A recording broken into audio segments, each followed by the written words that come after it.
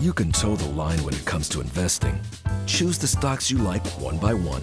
Or select sector SPDR ETFs and add the diversification of an entire sector of the S&P 500, like financial.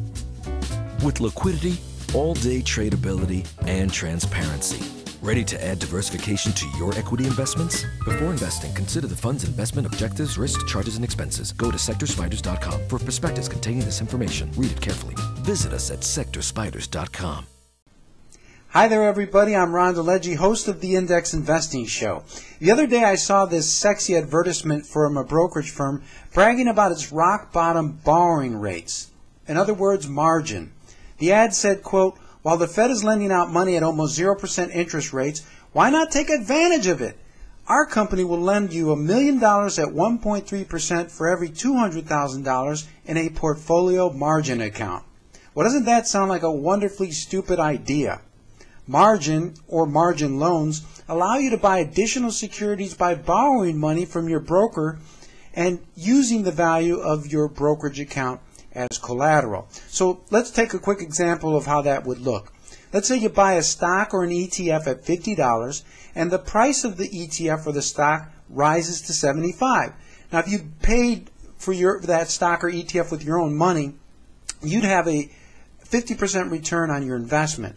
Now if you paid for that stock or ETF on margin, let's say you ponied up $25 of your own money and then $25 of borrowed money from your broker, you'd earn an amazing 100% return on the money that you invested.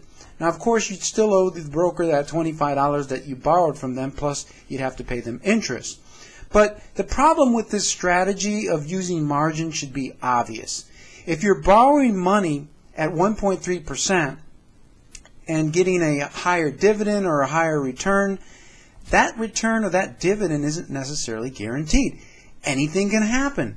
What if your stock or your ETF decreases in value? For example, let's say the stock or ETF that you bought at 50 falls to 25. Well, if you paid for that stock or ETF with your own money, you'd lose 50% on your investment.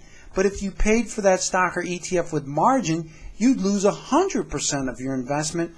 And that's not even including the money that you'd have to come up with to pay the broker back that money that you borrowed them or they lent you, plus interest on that money that they lent you. So as you can see, margin is a double-edged sword. You can magnify your gains, but you can also magnify your losses. So before you decide to use margin in your investment strategy, keep three things in mind.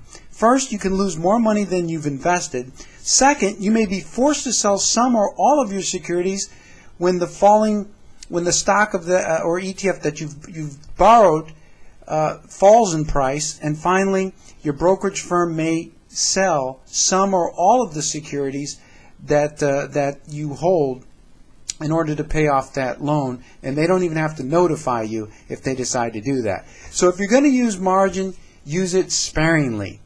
You can listen to my weekly podcast. Look under the Index Investing Show at iTunes.com. You can follow me on Twitter.